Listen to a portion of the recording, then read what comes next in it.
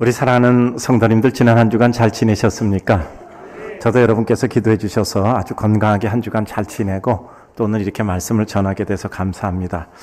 한 두세 주간 정도 제가 좀 안압이 높아서 눈이 좀 불편했었는데 오늘은 아주 컨디션이 좋아서 저 맨 뒤에 계신 분 얼굴 표정까지 정확히 보이니까 아주 좋네요. 저 맨 뒤에 우리 장기화 권사님하고 장기숙 권사님 앉아 계시죠? 마침 손 들어보세요. 오늘은 저 맨 뒤에 계신 분이 눈을 떴는지 안 떴는지도 제가 보입니다. 하니까 오늘은 눈 감고 있지 마시고 다 눈을 뜨시고 하나님의 은혜를 나누시기를 바랍니다. 근데 왜 뒤에는 하면은 안 하고 근데 성가대원들도 눈 뜨고 계시고요. 이제 본격적인 여름의 더위가 시작됐습니다. 또 지난 토요일에는 벌써 우리 영유아부 그리고 유치부 어린 아이들이 여름 성경 학교를 시작을 했습니다. 오늘까지 진행이 됐습니다. 그리고 내일은 우리 56명의 캄보디아 선교단이 또 출발을 하게 됩니다.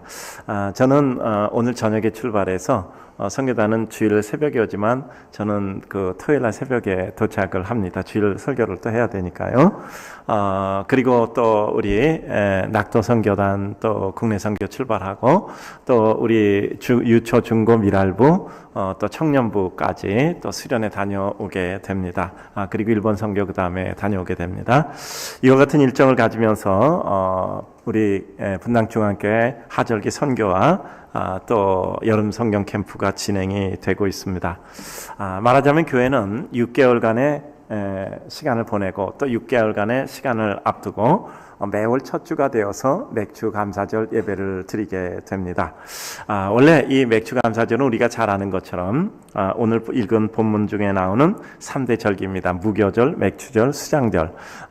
그래서 무교절은 6월절이라고도 하죠. 그들이 430년이나 애굽에 종살이하던 그 애굽의 압제에서 해방되어서 출애굽하게 되는 날을 기념한 것입니다.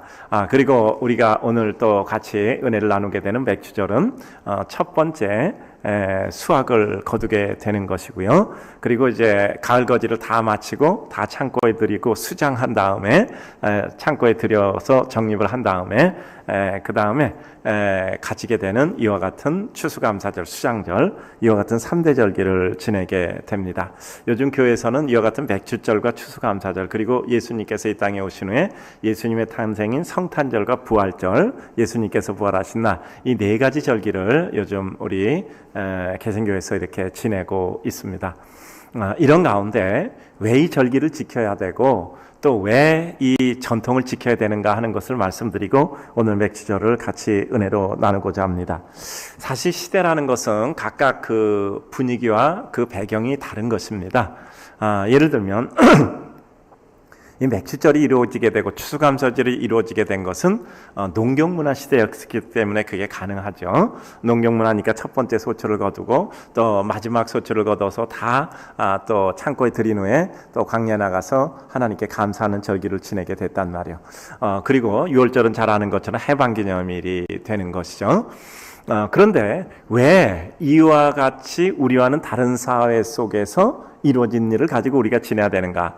왜냐하면 우리는 요즘 소출을 거두는데 매월마다 소출을 거두잖아요. 월급을 받는다든가 아니면 분기별로 사업소득을 이룬다든가 아니면은 우리가 연말 단위로 어떤 정산해서 어떤 소득을 정리해 본다든가 하는 각각의 시대적 배경이 다릅니다. 그런데 왜 우리가 농경문화 사회 속에서 있었던 이와 같은 절기를 지켜야 되는가에 대한 문제입니다. 이스라엘 백성에게 세 가지 교육의 주대한 목표가 있는데 하나는 가정교육입니다. 가정에서 무슨 일이 있어도 하나님의 말씀을 가리켜요. 여호와 하나님은 한 분이다. 마음과 뜻과 정성을 다해서 그 여호와 하나님을 사랑하라 하는 이와 같은 구절을 그는 써서 여기 이마에다가 이렇게 똘똘 말아서 붙이고 문지방에다 이렇게 또 붙여놓고 그 집에 드나들 때마다 또 그것을 또 만져요. 벽에도 써서 붙이기도 하고 그래서 어떻게 해서든지 한 분이 하나님 그 여호와를 마음 뜻 정성 다해서 섬기는 이와 같은 하나님의 백성으로서의 가정에서 철저한 교육을 시킵니다. 두 번째는 회당 교육입니다. 그들은 이런 회당에 모여서 하나님 앞에 철저히 가리키고요. 세 번째는 절기 교육입니다. 그들은 절기를 통해서 무엇을 가지냐면 절기가 가지고 있는 그 뜻과 의미를 가리키게 되는 것이죠. 여러분들이 옛날 학교 다닐 때로 다시 돌아가 봅시다. 여러분 그때 뉴턴의 제1법칙이라는 것을 배우셨을 거예요. 그게 뭐죠? 모든 사물은 하고자 하는 그 일을 그대로 하려고 해요. 이걸 소위 말하는 관성의 법칙이라고 얘기합니다. 그러니까 모든 사물은 내려가는 속도로 그대로 가려고 하고, 동쪽으로 가고 있으면 계속 동쪽으로 가고, 어떤 하고 있는 일을 그대로 하는 거란 말이죠. 그러니까 절기라는 것은 우리들의 삶에 있어서 이러한 영적인 관성, 영적인 습관을 이루는 겁니다. 생각이 바뀌면 말이 바뀌고, 말이 바뀌면 행동이 바뀌고, 행동이 바뀌면 습관이 바뀌고, 습관이 바뀌면 인생이 바뀐다고 늘 말씀을 드렸습니다. 따라서 우리에게 있어서 우리를 지켜주는 것은 우리의 습관입니다. 우리가 그냥 무의식 중에 말했다가 난 무의식 중에 말한 거야. 근데 그게 마음의 본심입니다. 무의식 중에 말한 게 본심. 이건 내 생각 아니야. 내가 나도 모르게 얘기한 거. 그게 본심입니다. 왜냐하면 우리의 모든 삶은 관성에 의해서 하려던 대로 하고 있어요. 그러니까 나도 모르게 한 것이 내가 가고 있는 방향인 겁니다. 그래서 우리는 의식적으로 살고 있지만 때로는 기운도 빠지고 때로는 정신을 놓고 있을 때 있는데, 그래도 관성적으로 하나님을 향해 가야 돼요. 이와 같이 우리가 영적인 습관을 가지는 겁니다. 여러분 안진뱅이 거리를 일으켜 세우는 베드로와 요한의 기적의 역사를 아마 기억하실 겁니다. 성전 미문 앞에서 가장 중요한 구절이 나오죠. 그들은 규례에 따라 성전에 기도하러 갔어요. 이스라엘 백성은 하루에 3번씩 기도하는데, 그들이 성전에 가서 기도하러 가다가 그와 같은 충만한 상태에서 그와 같은 일을 일으킨 거죠. 은과 금 나에게 없지만 나에게 있는 것으로 너에게 주노니 나사렛 예수의 이름으로 일어나라. 은이나 금이나 돈 한 푼 있었으면 그런 기적은 안 일어났을 거예요. 그러나 이와 같은 일이 일어나는 장면에도 규례에 따라 기도하러 가는 충만한 상태 속에서 그와 같은 역사가 이루어지게 된 거죠. 그러니까 이 절기라는 것은 각각 다른 시대 문화 속에서 그럼에도 불구하고 전달되는 게 있죠. 뭐죠? 방식은 틀려도, 상황은 틀려도 스피릿은 같습니다. 즉 정신은 같은 겁니다. 그러니까 우리는 구약의 농경 문화에서 가지고 왔던 이와 같은 밭의 곡식을 가지고 갖다 드리는 것이 아니라, 그것이 의미하는 바가 무엇인가를 이 시대 속에 그 스피릿, 그 정신을 계승해서 실현해 나가는 것이 바로 절기를 지내는 원칙입니다. 그리고 전통적으로 절기를 반복해서 지키다 보면 우리가 생각했던 그 스피릿을 우리는 체득하게 되고, 그것이 우리들에게 육신에 체화되고 우리의 삶에 체화되고 마음의 체화가 되는 겁니다. 그러므로 이제 당연히 우리는 그와 같은 습관이 드는 거예요. 여러분, 습관적으로 했어. 이 말 굉장히 중요합니다. 습관이 우리를 살리는 겁니다. 좋은 습관이 들면 그 좋은 습관이 우리를 방어해주고 좋은 습관이 우리를 살리게 되는 것이죠. 그래서 오늘 이와 같은 맥주절도 추수감사절도 그 모든 절기들도 마찬가지입니다. 주로 그 무슨 내용이 있죠? 이스라엘 백성이 430년 종살이 하다가 어려운 가운데서 해방돼요. 하나님께서 어려운 가운데 해방됨으로 어려운 때를 기억하게 하시는 거고, 그 다음에 광야에서 40년 동안 방황해요. 그들은 하루도 쌓아둘 수 없이 매일매일 나가서 먹을 것을 구해왔습니다. 안식일을 제외하고는요. 그런데 그들이 40년 동안 무슨 교육을 받죠? 사람이 떡으로만 살 것 아니요? 하나님의 말씀으로 살 것이다. 즉 하루하루 하나님께서 그들을 먹여주시는 거란 말이에요. 그러니까 내가 너희를 먹이고 너희를 입히고 너희를 재우고 너희를 살게 하는 것은 바로 나 여호와라는 것 하나님께서 가르쳐주는 거예요. 이 반복 교육을 몇 년 했냐면 40년 했어요. 그들이 그렇게 강팍했던 겁니다. 교육을 하는데 40년 동안 매일매일 같은 교육이 필요할 만큼 그들은 하나님을 사랑하고 의식하는데 매우 어려웠던 백성이에요. 조금만 달라져도 금방 달라지는 사람들이었단 말이죠. 그러니까 그 교육을 40년이나 했어요. 40년 끝에 가나안에 정착하게 되죠. 가나안의 초산물을 먹을 때 만나가 그쳤잖아요. 가나안에 도착하니까 만나가 그쳐요. 그러니까 이 사람들은 패닉이잖아요. 40년 동안 먹던 음식이 끊어지니까 이제 끝장이라고 생각했는데, 하나님은 만나가 그침에 그 땅에 소산물을 먹게 됐단 말이에요. 그리고 그 땅에 심지 않은 포도원의 포도를 먹고 감람원의 열매를 먹었는데, 이제 문제는 그들이 어떻게 됐냐 하면 그 땅을 정복하고는 그들이 씨를 뿌려서 먹고 지내게 되었죠. 그러니까 비로소 그들은 소출을 할 수 있었던 거예요. 그래서 그걸 가지고 첫 번째 하나님께 드리고, 그리고 마지막 가을거지하고, 그리고 그것을 창고에 쌓아두고 하나님께 또 이와 같이 절기 제사를 지내게 되었던 거죠. 뭐죠? 백성에게 안정된 삶이 왔다는 겁니다. 이제는 더 이상 방황하지 않아도 된다는 겁니다. 그래서 하나님께서 우리에게 이와 같은 은혜를 주셨구나. 그 40년의 광야 생활 속에 우리의 조상들은 땅에다 묻혔고, 그럼에도 불구하고 새로운 세대들이 여호수아 갈렙의 지도를 받아서 가나안에 들어왔고, 이제는 우리는 더 이상 그 방황을 하지 않아도 된다라는 이와 같은 감사 속에서 그들은 하나님 앞에 은혜를 이뤘던 거예요. 나의 모든 것은 하나님으로 비롯되고 내가 섬겨야 될 분은 하나님이고 나의 모든 것은 하나님의 섭리 가운데 이루어진다. 그러니까 나는 하나님을 사랑하고 하나님을 바라보고 하나님을 기뻐해야 된다. 이것을 체득하는 겁니다. 우리는 그래서 곡식을 거두지 않고 나의 모든 것은 하나님으로 비롯됐다. 나는 하나님만 섬긴다. 하나님 나를 축복하신다. 이것을 이 절기를 통해서 배우는 것이 되는 것입니다. 그래서 우리는 이와 같은 관점에서 절기를 지켜야 되며 우리는 전통을 지켜야 되고 그 전통을 지키는 것이 우리의 힘이 되고 우리에게 의미가 된다는 것을 생각하고 있는 것입니다. 그래서 우리는 오늘 맥주절을 지나게 됩니다. 우리가 읽은 출애굽기 23절을 보면 16절에서 맥주절을 지키라. 이는 내가 수고하여 밭에 뿌린 첫 열매를 거둠이라. 신명기 16장 10절을 보면 내 하나님 여호와 앞에서 77절을 지키되 라고 말씀하고 있습니다. 하나님의 명령으로 지키라고 하는 거죠. 출애굽기 23장 14절 이하를 보면 절기가 세 가지 나옵니다. 무교절, 맥주절, 수장절이 나오게 되는데 무교절은 6월절이고 맥주절은 우리가 지내는 이와 같은 맥주절, 오순절 혹은 칠칠절이라고 불리기도 하죠. 그리고 수장절은 추수감사절이 되는 것입니다. 그런데 이 세 번의 절기를 지키라라고 말씀하고 있습니다. 따라서 문화가 달라도 농경사회와 도시사회가 달라도 그럼에도 불구하고 모든 것은 하나님으로부터 비롯됩니다. 나는 하나님의 뜻과 섭리 속에 살아갑니다. 나의 모든 삶은 하나님의 축복입니다. 나는 그 하나님을 섬깁니다. 라는 의미로 오늘 우리는 이와 같이 절기를 지키고 있는 거죠. 우리가 오늘 지키게 되는 맥주절은 히브리어로 거두어 수확하는 절기라는 뜻입니다. 77절이라는 것은 이때 보리 수확의 첫 단을 하나님께 드린 초실절부터 시작해서 7주간의 곡물 추수가 끝난 뒤의 시기에 해당하기 때문에 붙여진 명칭입니다. 오순절 또는 이것은 추수와 관계될 말로 초실절 다음으로 계산하여 50일째 되는 날에 해당하기 때문에 오순절이라고 말씀을 드린 것입니다. 그래서 우리는 하나님의 은혜 가운데 첫 수확을 하나님께 드리고 감사하고 기뻐하는 이들의 마음을 생각해 보는 것입니다. 더욱이 이 오순절은 예수님께서 백성들의 부활이 되어 첫 열매 부활의 역사를 이루시게 되고 승천하신 후에 성령 강림을 기념하는 오순절 성령 강림절로 승화 발전되게 되는 것입니다. 따라서 우리는 구약에 살고 있지 않지만 그럼에도 불구하고 나의 모든 것은 하나님으로부터 비롯됩니다. 그리고 내 삶은 주님 앞에 있습니다. 나는 하나님께 감사합니다 하는 마음으로 이와 같은 거룩한 절기를 지내게 되는 것입니다.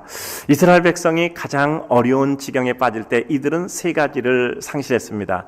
율법을 상실하고 11조를 상실하고 이들은 뭘 상실했냐면 절기를 상실한 겁니다. 이들이 영적으로 침체될 때는 절기를 지키지 않았어요. 그런데 이스라엘 백성이 북이스라엘 아수르에게 멸망하고 남유다 바벨론에게 멸망한데 이제 하나님께서 은혜 주셔서 페르시아 고레스가 일어나서 근동을 정복하면서 이 바벨론에 포로 잡혀갔던 사람들이 돌아옵니다. 아수르는 원래 이제 같이 멸망했고 포로 잡혀가지는 않았으니까요. 돌아오면서 그들이 한 일이 있습니다. 뭐냐면 예루살렘 성곽을 성벽을 수축하고 그 성전 미문에서 수문 앞에서 학사 에스라를 모셔다가 집회를 가죠. 그때 그들이 율법을 읽을 때 그들이 다 일어나서 말씀을 듣고 은혜를 받죠. 그러면서 그들이 회복한 게 11조로 회복하고 그들이 회복한 게 바로 절기를 회복한 겁니다. 그리고 그들은 율법을 강론할 때 들으면서 아멘 아멘 하고 하루 종일 서서 말씀을 듣게 된 것이죠. 그때 그들이 울며 금식하니까 말하잖아요. 지금은 여호와를 기뻐할 때라 음식을 먹어라 라고 말씀하잖아요. 여호와를 기뻐하는 것이 우리의 힘이라 라고 이와 같은 장면들이 이루어지는 겁니다. 이와 같은 배경 속에서 이와 같이 절기가 치러진다는 것은 절기가 이루어진다는 것은 하나님의 은혜요 축복이요 백성들의 영적 상태가 충만하다는 것을 의미하고 있습니다.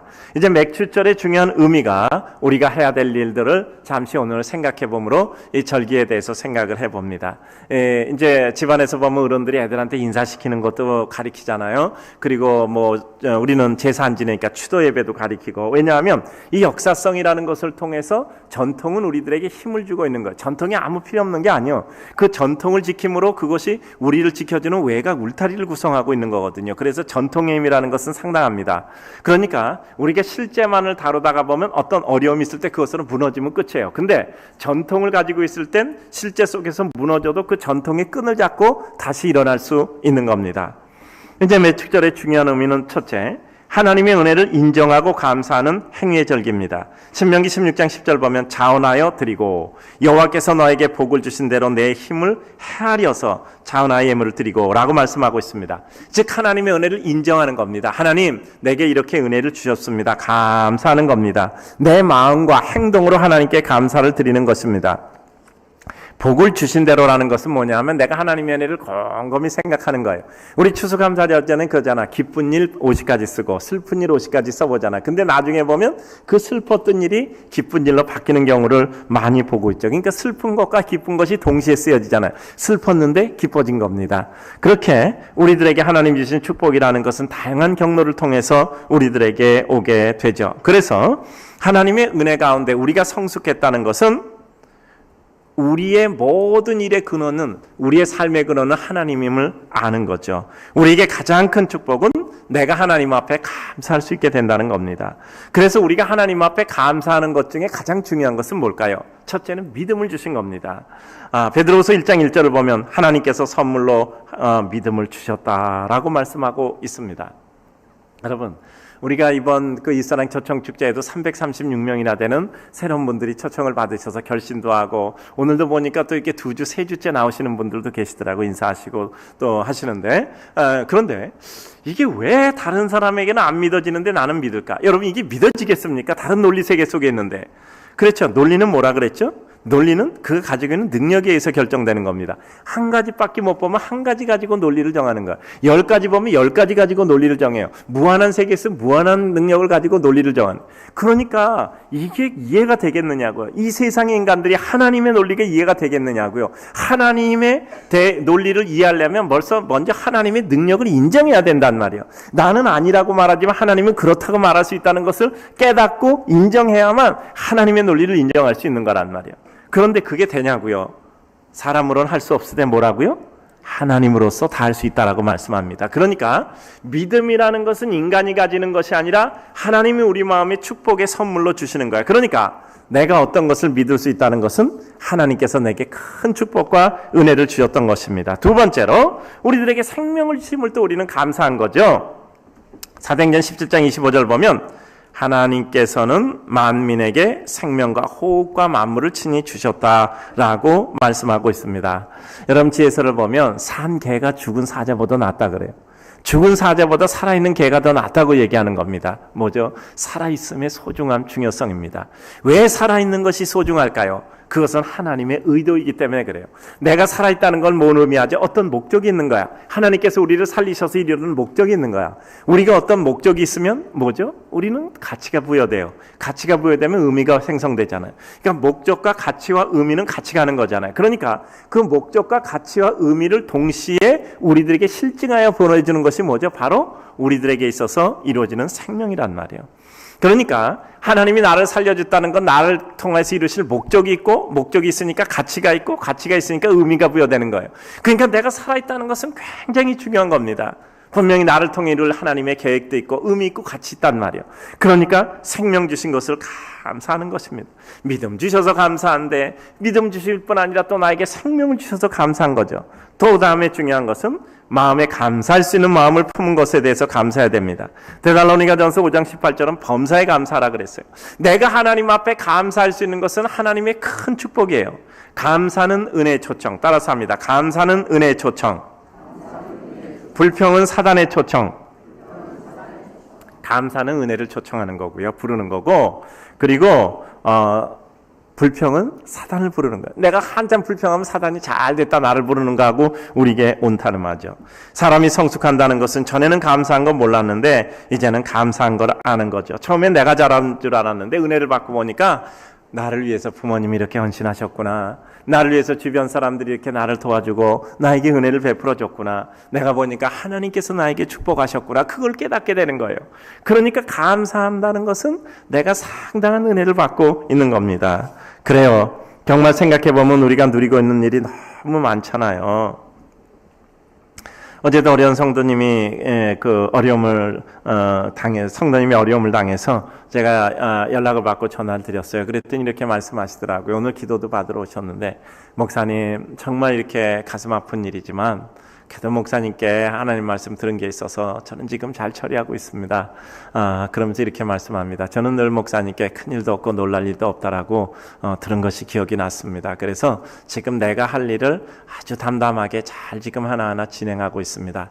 지금 내가 있는 내 순간에서 내가 무엇을 할까 하는 것을 결정해서 내가 최선을 다해서 하는 것이 나는 가장 잘하는 일이라고 생각합니다. 기도하며 그렇게 진행하겠습니다. 그래요. 정말 아주 마음에 감동스럽더라고요. 정말 놀랄 일이었어요. 큰 일이고 하루 이틀의 해결날도 아니고 자동차 사고가 났는데 그 자식이 정말 이렇게 굉장히 오랫동안 병원에 있어야 될 이런 상태였어요. 근데 또 다른 아들 하나는 다음 주에 결혼을 한단 말이야. 다음 주에 결혼을 하는데 근데 갑자기 큰아들이 사고가 나서 이렇게 어려움을 겪은 거예요. 그러니까 집안의 경사인데 아니 경사전에 또 이렇게 갑자기 또 이렇게 어려움이 있는데 굉장히 어려운 거죠. 마음이 어떻게 할 바 갈피를 잡지 못하잖아요. 그러나 그럼에도 불구하고 큰일도 없고 놀랄 일도 없고 다만 하나님께 기도하며 잘 처리하겠습니다. 근데 제가 그 말씀을 들으니까 마음에 감동이 되더라고요. 그래요. 하나님께서 우리에게 알지 못하는 어떤 뜻이 있음을 우리는 분명히 압니다. 이 모든 것도 결국 하나님께서 우리에게 주신 것이라면 시험 당할 쯤에 또한 피할 길을 주시겠죠. 그래서 오늘도 이렇게 기도 받으러 오셔서 또 이렇게 잘 기도하고 가시는 걸 봐요. 근데 정말 우리의 삶이라는 것은 너무 안타까워요. 좋은 일이 있는데 왜 경사스러운 일이 있는데 왜 그걸 앞두고 일주일 전에 이렇게 고통스러운 일이 있냐 말이죠. 우리 삶이라는 것은 정말 할 수가 없는 겁니다. 근데 그럼에도 불구하고 우리는 그래 하나님이 나에게 이런 일을 주셨다면 이걸 통해서 나에게 어떤 무엇인가 나를 통해서 이루시는 하나님의 뜻이 있겠지. 큰 일도 없고 놀랄 일도 없고 다음에 하나님이 나에게 주신 일을 감당할 뿐이야. 그래요. 아브라함은 여호와 이레의 시험을 당했을 때 그는 담담히 큰 일도 없고 놀랄 일도 없이 내가 해야 될 일을 깨달았던 거예요. 뭐죠? 하나님의 뜻을 순종하는 거예요. 야곱은 베냐민을 잃어야 될 때 그도 내가 할 일이 없었던 거예요. 하나님이 원하시는 일을 내가 협조해 드리는 일밖에 없었던 겁니다. 그래요. 그런 슬픔 가운데 그 슬픔을 넘어갈 때 결국 큰 기쁨을 주셨던 것이죠. 그래요. 우리 삶 가운데 그 가운데도 하나님께서 내가 이렇게 담담하게 처리할 수 있는데 감사하다라고 생각하면 그것이 우리에게 감사죠. 그리고 정말 생각해보면 우리 누리고 있는 거 많아요. 여러분 나 너무 없어 가진 게 없어 라고 생각할지 모르지만 가진 거 많습니다. 제가 증거를 하나 드릴게요. 여러분 집에 들어가셔서 꺼내올 입을 옷도 입고 이러저렇게 생활 다 하세요. 그리고 한 달 동안 청소나 정리를 아무것도 하지 말아보세요. 그럼 집안이 어떻게 되겠어요? 그야말로 발로 이렇게 밀고 다녀야 될지 모르겠어요. 그냥 하는 일은 다 하고 옷도 다 꺼내서 입고 밥도 해 먹고 다 하는데 여러분 그 말이 뭐냐면 우리 집에 있는 물건이 많다는 뜻이에요. 만약에 집에 물건이 하나도 없다. 그러면 치울 것도 없잖아. 근데 집에 가지고 있는 물건이 많아요. 옷 없다 하는데 옷장마다 옷이 가득 있는 것과 같잖아요. 그죠? 나 입고 가는 옷이 없어. 근데 옷장에 옷은 하나 깔뜩 있잖아요. 그러니까 그것처럼 우리는 하나님께 받은 은혜가 너무 많은 거예요. 근데 우리 마음속에 그 받은 은혜가 많다는 것보다 없다는 것만 확대돼서 보이니까 자꾸 없다고 생각하는 거죠. 그래서 우리는 하나님 앞에 그와 같은 것을 깨닫게 되면 내가 누리고 있는 것이 참 많다라는 생각을 가지게 되는 것입니다. 더욱이 자은하의 예물을 드리라고 말씀하고 있습니다. 이건 뭐죠? 이스라엘 백성이 430년 동안 고통을 당했어요. 그러다 해방됐어. 이스라엘 백성이 40년 동안 광야에서 방황했어. 그러다 정착해서 이와 같이 첫 번째 하나님의 축복 가운데 귀한 곡식을 이들이 내게 됐단 말이에요. 하나님 앞에. 그러니까 이건 뭘 의미하냐 하면 이제는 하나님께서 우리에게 이와 같은 정착의 축복을 주셨다는 겁니다. 그러니까 하나님께 기쁨과 감사를 가지게 되는 거죠. 더 이상 유리방황하는 일은 없고 이곳에서 생활한다는 겁니다. 그래서 우리는 이러저러한 기회가 있을 때마다 하나님 앞에 내 마음의 그릇을 넓혀야 합니다. 하나님 내게 이렇게 은혜 주시면 내가 이렇게 헌신하겠습니다가 아니라 내게 어떠한 은혜를 주셔도 나는 그 주어진 여건 속에서 내가 하나님을 사랑하며 하나님의 은혜를 이루겠습니다라는 것이죠. 충성은 조건부가 아닙니다. 충성은 내가 하나님께 정말 감사해서 내게 주어진 여건이 어떠해도 그 가운데 내가 하나님의 뜻을 이루는 겁니다. 그 다음 두 번째는 은혜를 같이 나누고 기뻐하자는 겁니다. 오늘 16절 보면 함께 기뻐하고 내 자녀, 노비, 고아, 과부, 나그네, 그리고 이방인, 레위 사람과 더불어서 여호와 앞에 정한 곳에 와서 하나님 앞에 즐거워할지니라 라고 말씀하고 있습니다. 우리가 하나님을 사랑하면 우리는 하나님이 사랑하는 그 인생들을 사랑하는 거예요. 내가 너무 좋아하고 사랑해. 그러면 그 사람이 좋아하는 사람들, 나도 그 사람에게 뭔가를 잘해주고 싶은 것이 우리 인재의 상정이지요. 하나님 앞에 감사의 교제가 있어야 합니다. 여러분, 이렇게 생각하면 돼요. 여러분, 누가 나를 사랑할까? 이 세상 사람 중에 누가 다른 나를 사랑할까 생각할 필요 없어요. 정확히 보세요. 제가 전에도 말씀드렸죠. 그 사람이 나에게 뭔가를 줘. 그 사람이 여러분을 사랑하는 겁니다. 여러분에게 무엇을 주는 사람이 사랑하는 거예요. 그렇지 않으면 다 말만 하는 건 말잔치에 불과해요. 정말 여러분에게 뭔가를 주는 사람이 여러분을 사랑하는 겁니다. 내가 누구를 사랑하는가? 내가 그에게 뭔가를 주고 싶은 사람, 아무리 줘도 아깝지가 않은 사람, 그 사람이 여러분을 사랑하는 겁니다. 그러니까 여러분 복잡하게 생각할 필요 없어요. 남편이 있는데 아내가 돈 쓰는 걸 아까워해. 그거는 사랑하는 거 아니에요. 아내가 돈을 막 쓰면 너무 행복해져야 돼. 여보, 잘 써서 고마워. 남편이 막 돈을 쓰고 들어왔어. 근데 아내가 그게 아까우면 안 돼. 아, 여보, 돈 쓰느라고 얼마나 힘들었어. 내가 당신한테 내 가지고 있는 것도 줄게 하고 줘야 돼. 그러면 사랑하는 거예요. 그렇죠? 사랑하는 사람은 그 사람이 무슨 일을 해도 밉지 않아. 무슨 일을 해도 다 눈에 거슬려지지가 않아요. 그러니까 정말 사랑하면 그 사람이 원하는 것을 이루어주고 싶고 그 사람 뭐든지 다 하게 하고 싶은 거예요. 하나님이 우리를 사랑하기 때문에 우리가 비록 부족하고 부끄러워도 하나님께서 우리에게 은혜를 주시고 은총을 주시는 거란 말이죠. 그래서 우리는 하나님 앞에 감사의 교제가 있다면 하나님이 사랑하는 그 사람들을 사랑해야 되는 거예요. 여러분, 우리 예배당 짓죠? 예배당 짓는데 우리 지난번에도 모임에 쭉 교구별로 모임에 말씀드렸고, 그 다음에 이번에도 이제 교구 연합 예배 드리면서 이제 예배당 짓는 것에 대해서 잠깐씩 언급해 드릴 때가 있었는데, 말씀드렸잖아요. 이 교회 세상의 만물은 생성과 소멸은 정해진 겁니다. 생성된 것은 소멸이 돼야 돼요. 생성됐는데 소멸이 안 되면 재앙이죠. 뭐 플라스틱. 생성은 되는데 소멸이 안 돼. 없어지질 않아. 그러니까 이건 큰 재앙이잖아. 생성된 건 반드시 소멸됩니다. 살았으면 죽어야 돼요. 태어난 사람이 죽지 않으면 이건 대재앙이 오는 거예요.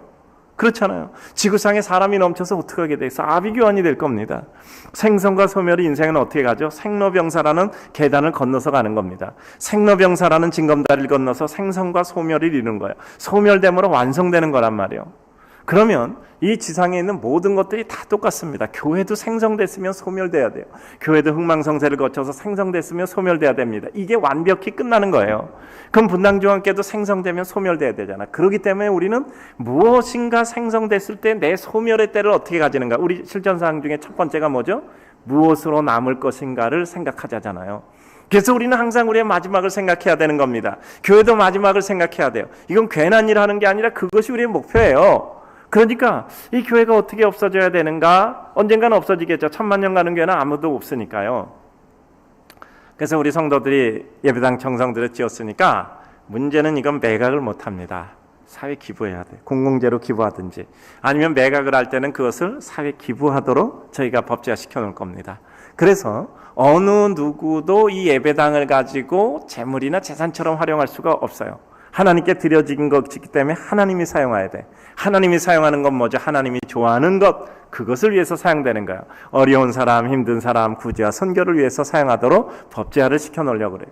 이게 무엇이냐 하면 우리의 삶 가운데 우리가 하나님을 사랑하면 하나님이 좋아하는 것을 해야 돼. 하나님이 사랑하는 것을 우리가 사랑해야 돼. 그러니까 내가 하나님 사랑합니다 하고 박수치고 내가 하나님 사랑합니다 하고 우리가 하나님 앞에 물 한 그릇 떠드리고 이런 거 없잖아요. 그러니까 하나님을 사랑하면 하나님이 사랑하는 그 인생들을 사랑해야 돼.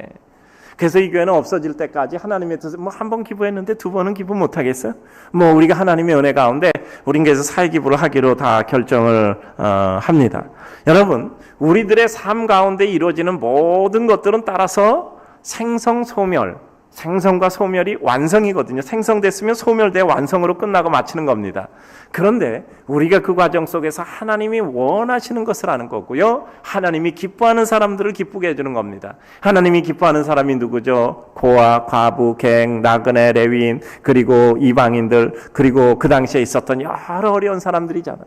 우리는 그러니까 이런 절기가 될 때 바로 그런 것을 찾아서 이루는 것이 우리들에게 합당한 것입니다. 여러분, 제가 숙제 하나 드릴게요. 제가 추수감사절에도 그런 얘기 늘 드리잖아요. 내일 출근하시면 회사나 뭐 직장 들어가기 전에 그 커피집 있으면 거기서 커피를 쭉 이렇게 이렇게 뭐 요새 네 개짜리 있나 이렇게 들고 8개 가져가서 하나씩 딱 나눠주세요. 왜 안 하던 짓을 하나? 그러면 가서 하나님이 시켜서 이러면 너무 거룩해 보여. 그러니까 그러지 말고 우리 목사님이 이렇게 하라고 시켜서 내 숙제하는 거라고 얘기하면 여러분 돼요. 그리고 점심 때 돼도 가서 오늘은 갑시다. 내가 점심에도 한 그릇 살게요. 그러면 왜 안 하던 짓 하냐 하면 여기 또 하나님이 시켜서요. 그러면 너무 거룩해 보이니까 목사님이 그렇게 숙제 줬다고 하세요. 그러니까 그리고 여러분에게 좀 아픈 얘기 했던 사람에게 더 잘 대접하시면 돼요. 아픈 얘기 했던 분들에게 더 잘 대접하시면 되고. 그래서 우리는 어떻게 해서든지 하나님이 기뻐하시는 게 뭐예요? 가장 어려운 사람들, 가슴 아픈 사람들이잖아요. 우리 주변에 가슴 아픈 사람 많잖아요. 늘 말씀드리죠. 개세지제를 가지고 온 세상을 정복해서 세상의 구조를 다 바꿀 수 있으면 그렇게 하세요. 저는 그런 사람들이 우리 성도들 가운데 나오기를 주의 이름으로 축복합니다. 근데 내가 그런 능력이 없다 그러면 우리는 어떻게 한다 그랬죠? 맨날 한탄하고 내가 해봐야 뭐 지구에 끌적끌적 한다고 뭐 세상이 바뀌어져? 이런 얘기 할 필요 없어요. 눈에 보이는 대로 뭐라? 닥치는 대로 도우라 그랬잖아요. 눈에 보이는 대로 그냥 한 사람 보이면 한 사람, 두 사람이면 두 사람, 내 능력이 반 사람이면 반 명, 이렇게 돕다가 그렇게 가는 거예요. 그러면 그것이 세상을 돕는 거란 말이에요. 그것이 세상을 돕는 거예요. 그러니까 우리는 정말 세상을 변화시킬 대변혁의 구조를 만들든지 아니면 내가 그거 없다고 나는 세상 못 바꿔 이렇게 해봐야 세상 달라지지도 않아. 그게 아니라 내 눈앞에 보이는 한 작은 일이라도 우리는 하나님 앞에 이러는 거예요. 우리가 이런 논리 구조를 갖고 있잖아요. 역사 사회를 의식하는 거예요. 의식한다는 건 기여공헌해요. 그러면 그 기여공헌에서 방법이 있어야 되잖아. 방법론 선택이 뭐죠? 우리는 인물을 키워 세상을 변화시키는 거예요. 그럼 구체적인 것은 어떻게 나죠? 인류의 실천으로 나타나요. 그것이 우리에겐 또 어떻게 한 사람이 1000명을 돕는 거야. 그리고 그것을 구체적으로 우리는 어떻게 돼? 빵과 함께 복음을 전하는 거예요. 우리는 이런 논리 구조를 가지고 하나님 앞에 교회가 이제까지 진행되어 왔던 거예요. 그러니까 어떻게 해서든지 하나님의 마음을 생각하고 그 하나님의 마음에 합당한 삶을 살기 위해서 우리는 나가는 것이 하나님의 백성의 모습입니다. 즐거워하는 곳에 모여서 알았으니 하나님의 예배당에 모여서 기쁨으로 예배드리고 은혜를 받는 거죠. 야고보 1장 14절 보면 오직 사람이 시험 받는 것은 자기 욕심에 끌려 미혹됨이라고 그래요. 지나다 보면 내 욕심 때문에 내가 거기 걸려 넘어지는 때 있어요. 그러나 그것이 대수는 아니잖아. 또 일어나면 되는 거예요. 우리 삶 가운데 또 일어나고 또 안 되면 내가 아직 안 됐다. 내가 아직 환자구나 생각하고 다시 일어나서 치료받고 하나님의 은혜 가운데 주의 영광을 이루는 거죠. 사람의 최대 행복이 뭐죠? 내 마음에 다른 사람을 기쁘게 해주고자 하는 마음이 있을 때 그것이 최대의 행복이 되는 겁니다. 아침에 일어나니까 내가 누구에게 기쁨이 될 수 있을 것 같아. 오늘 가서 빨리 그를 기쁘게 해주자. 뛰어가게 될 겁니다. 저는 우리 사랑하는 성도님들이 아침에 일어나면 할 일이 있기를 주의 이름으로 축복합니다. 낮에 사람들이 눈에 띄면 저 사람에게 내가 무슨 도움을 줄 수 있을까가 눈에 띄기를 바랍니다. 저녁에 돌아올 때 하나님 내가 오늘도 그래도 별 힘은 없었지만 다른 이들에게 도움돼서 감사합니다. 마지막은 뭐죠? 우리의 어려운 적을 기억하며 하나님의 은혜를 잊지 말라는 겁니다. 이건 신명기의 주제이기도 해요. 너의 가장 어려웠던 그 때를 기억하라. 제 방에도 오면 써있잖아. 너의 가장 어려웠던 때를 기억하라. 그래요. 신명기 16장 12절 어려웠던 때를 기억하며 하나님의 은혜를 잊지 말라. 너는 애굽에서 종되었던 것을 기억하고 이 규례를 지켜 행할지니라 라고 말씀하고 있죠. 우리의 어려웠던 때를 기억하며 하나님의 은혜를 잊지 말라는 겁니다. 이스라엘 백성이 왜 유월절을 지킵니까? 그들이 정말 그 유월절 어린 양의 피로 말미암아 구원을 받았던 430년이나 종살이했던 그 고통 가운데 구원받았던 그 감격을 생각하며 우리의 어려운 때를 절대 잊지 말자 하며 그들은 발효되지 않은 무교병을 먹으면서 그들은 그때를 생각하는 겁니다. 그들이 왜 맥추절을 지키고 왜 추수감사절을 지킵니까? 광야 40년 동안 날마다 만나를 먹으며 지내왔던 이와 같은 때를 생각하며 우리가 땅에 씨 뿌려 먹고 거두는 것은 하나님의 축복이라는 것을 생각하는 겁니다. 늘 어려웠던 때를 기억하면서 지금 나의 때가 감사한 것을 느끼는 겁니다. 그래요. 삶의 어려운 때, 내가 지금보다 더 어려운 때가 있지 않았는가? 내 가장 어려웠던 때를 기억하는 것이 우리 인생의 은혜고 축복이죠. 사람에 따라 각각 다른 면이 있습니다. 상태가 조금 좋아지면 교만해지는 사람도 있어요. 그러나 또다시 꺾어지게 되면 또다시 이전의 때를 추억하게 되겠죠. 그러나 또 우리들에게 약간 상태가 좋아져도 그래도 불구하고 내 어려운 때를 생각하면서 우리는 하나님의 은혜를 이룰 때가 있는 겁니다. 제가 늘 말씀드리죠. 우리는 많은 말이 필요하지 않아요. 따라서 합시다. 감사합니다. 죄송합니다. 한 번 더 기회를 주십시오. 최선을 다하겠습니다 하는 거죠. 우리가 감사합니다. 나에게 이런 은혜 베풀어 주셔서 감사합니다. 제게 기회 주셔서 감사합니다.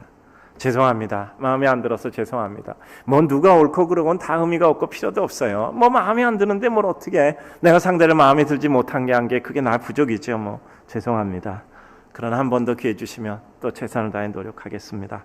능력은 최고가 아니지만 노력은 최고로 해보겠습니다.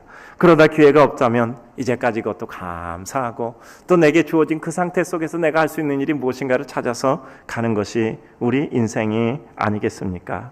우리 사랑하는 성도님들, 우리의 삶이라는 것은 억울한 건 없다고 늘 말씀드렸잖아요. 내가 받을 거 받는다고 생각하잖아요. 슬기로운 자는 재앙을 보면 숨어 피해도 어리석은 자는 나가다 해를 받느니라. 미련한 자는 곡물과 함께 절구에 넣고 공이로 찧어도 그 미련이 벗겨지지 않는다고 말씀하고 있죠.